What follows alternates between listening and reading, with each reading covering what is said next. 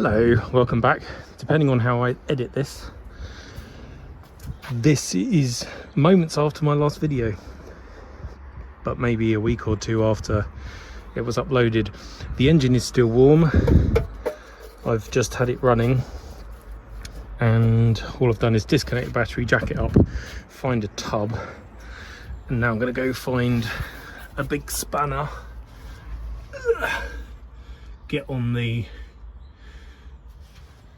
drain plug and get that off. Here you can start to see just how rotten bits of this car are. That whole chassis rail is just gone. Well, it's the wheel well side of the chassis rail. It's an easy repair. You can see up here there's a previous repair done in the corner of the firewall. That's going again, but you know, in all likelihood this is going to be stripped to a bare shell, put on the rotisserie and then done properly. Front subframes are ruined as well, which is quite interesting. Strut tops pretty good. That's one of the odd things about this car. Normally SD1s are completely rotted out there and there, whereas this car has a bit of a bubble, but that's it. Anyway, less chuntering, more fixing.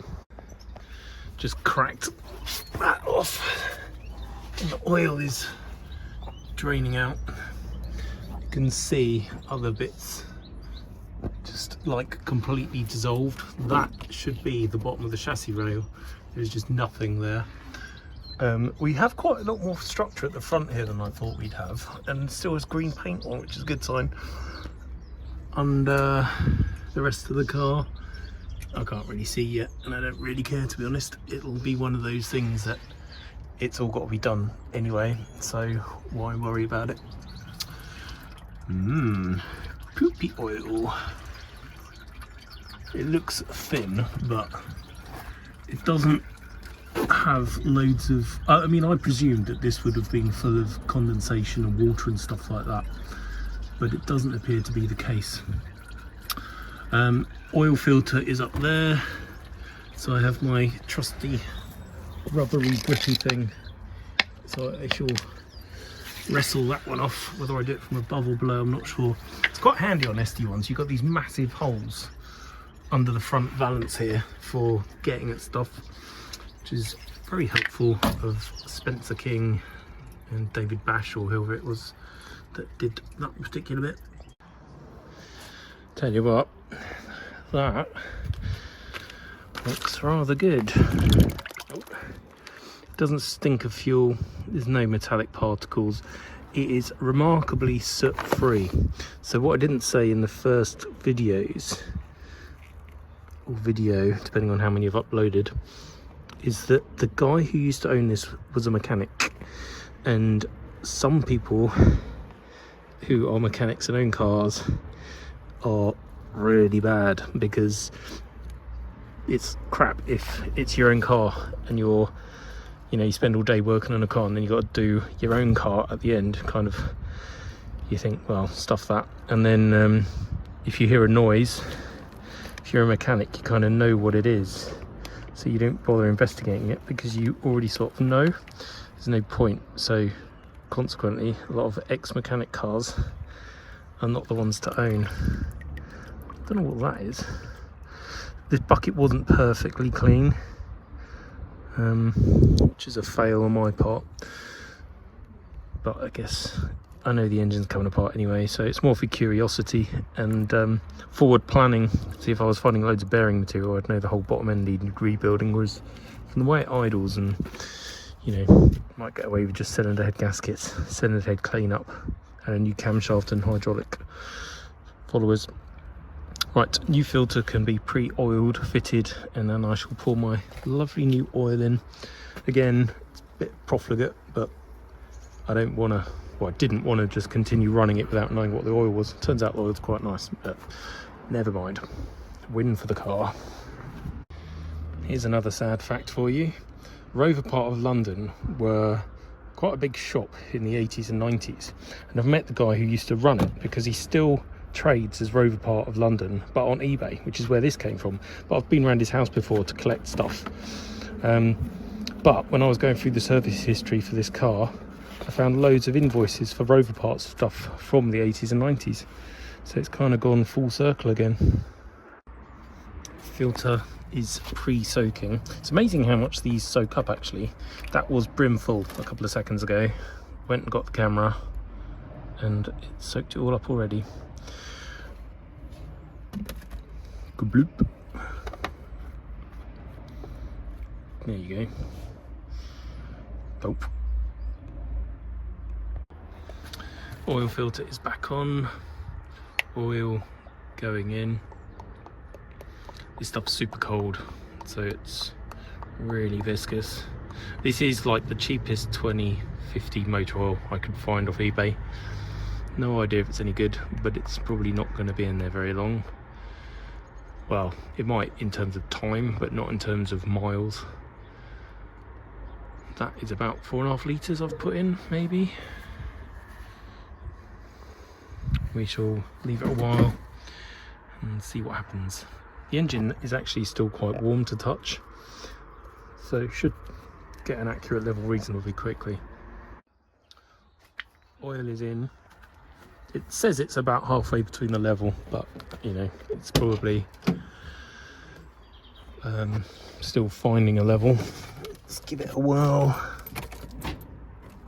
I think that's probably battery terminal related rather than anything else. Yeah. You can wedge this and it makes a good contact. I really should go and get a spanner, but I can't be bothered.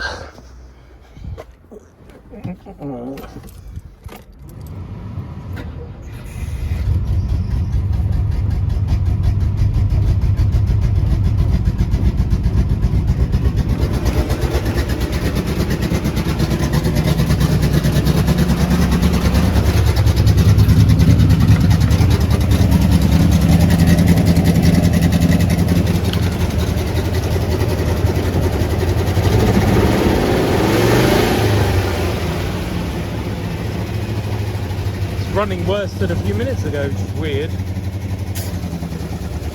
Ah, the aircon is trying to do something. The aircon is stalled out.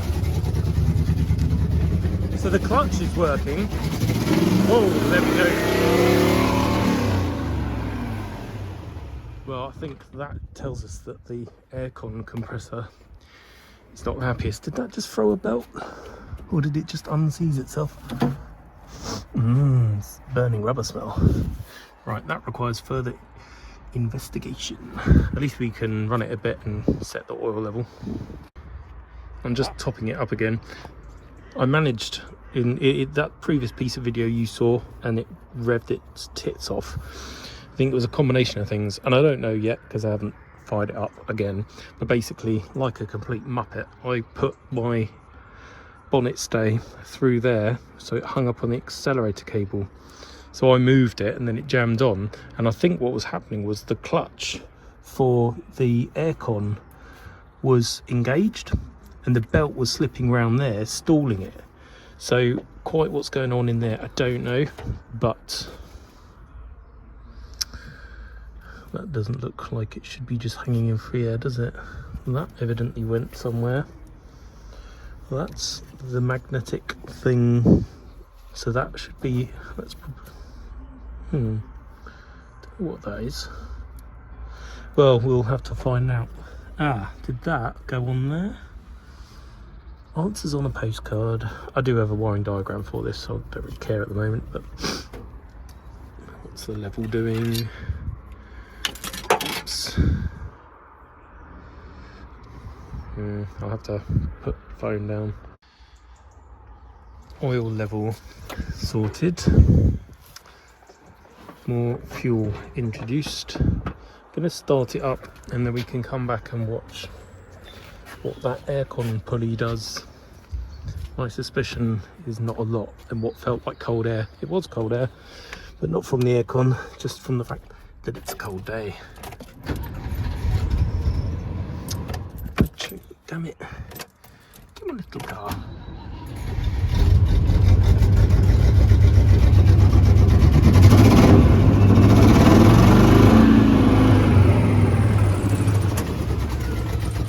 definitely not as happy as it was before I started. I think it's that alternator, sorry, the clutch for the aircon is on. There we go, that's what it was. So the aircon must have gas in it because the clutch is pulled in, and that means that the pressure sensor's working. So there probably still is gas in there, but the insides of that compressor are really not happy. So that's one thing we know. So despite having a decent compressor, apparently it's not a decent compressor. How much choke have we got on?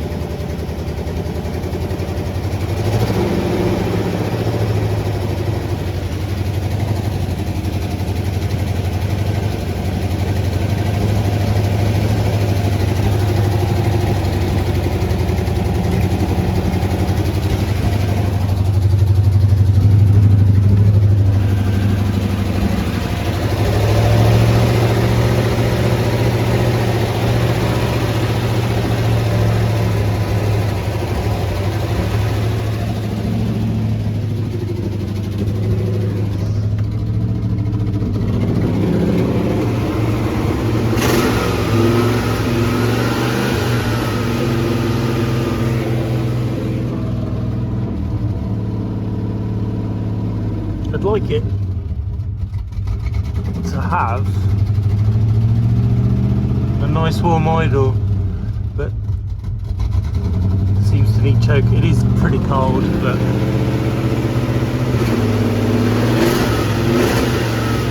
oh well.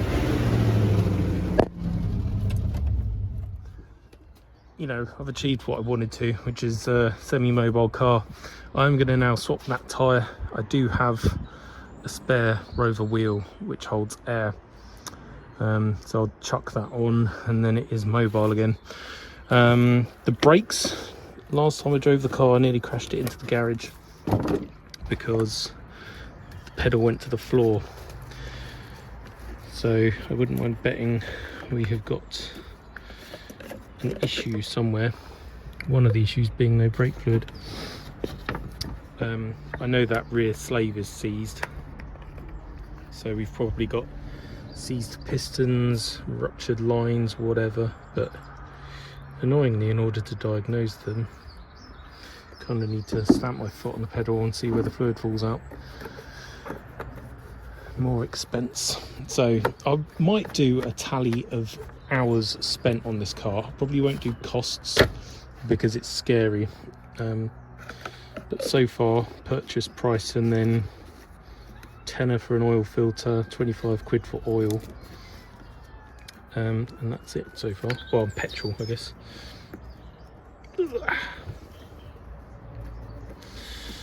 But we know that this is going to be expensive long term, but it's just the way it goes, I guess. I could have worse hobbies. What's that do now? Oh,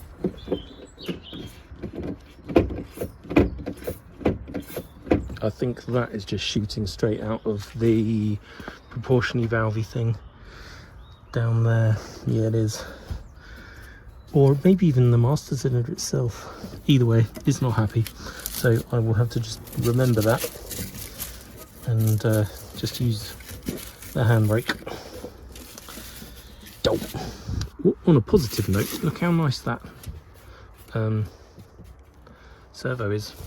They're usually completely rusted up. That one looks quite nice. I might just upload that now. I can't really be bothered to do anything else. So see you next time. Bye. Postscript, just fitted my spare wheel and it just transforms the car. It just makes it look like a disgusting colour, and yet with the green and the gold and knowing that that is how it's meant to come from factory, it looks cool.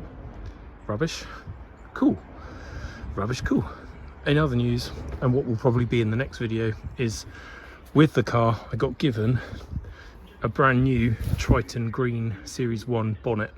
So this thing is literally going to fall apart. So next video you'll see the car with that one. Bye.